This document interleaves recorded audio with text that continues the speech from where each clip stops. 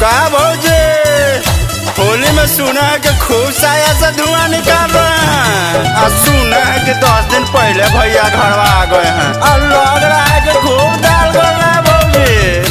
अरे का बतावे देवर जी, होली में तो जानवे न करते हैं। कौन चीज? मैं तो फागुन का फायदा उठा रही हूँ, रंग मैदा में मिला के लगवा रही हूँ। खा नहीं रहे हैं? मैं तो फागुन का फायदा उठा रही हूँ, रंग मैदा में मिला के लगवा रही हूँ। बेडरूम में जाती हूँ सुत के डलवाती हूँ, बेडरूम में जाती हूँ सुत के डलवाती हूँ। तू क्यों लपक रहा है?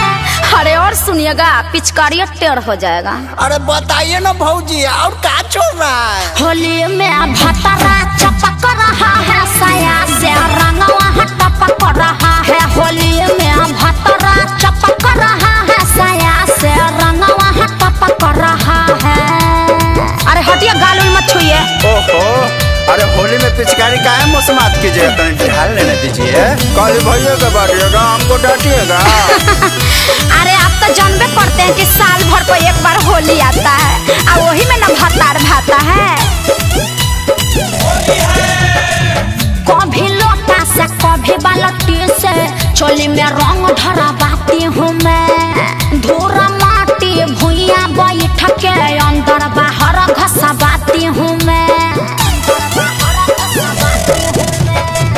कभी लोटा से कभी बाल्टी से चोली में रंग ढरवाती हूँ मैं। धूरा माटी भुइया बैठ के अंदर बाहर घसवाती हूँ मैं।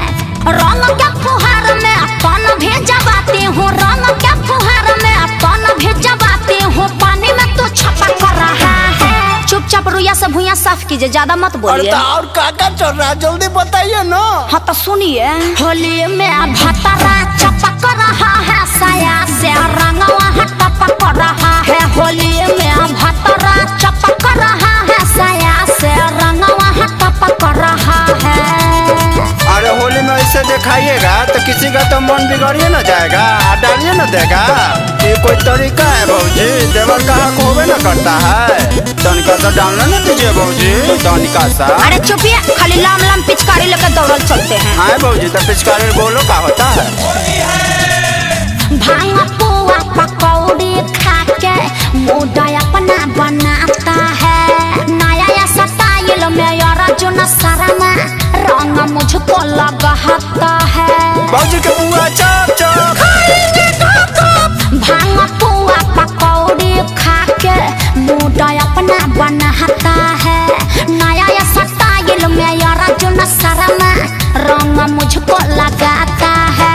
माजा खूबे आता है, सर्दी हो जाता है। माजा खूबे आता है, सर्दी हो जाता है। सुन के तू भभक रहा है। अरे अब तो समझ गए ना। अरे सब ऊपर से निकल जा रहा है भौजी। होली में भतरा चपक रहा है, साया से रंगवा टपक रहा है। होली में भतरा चपक रहा है, साया से रंगवा टपक रहा है। अरे अपना तो मजा ही मजा है।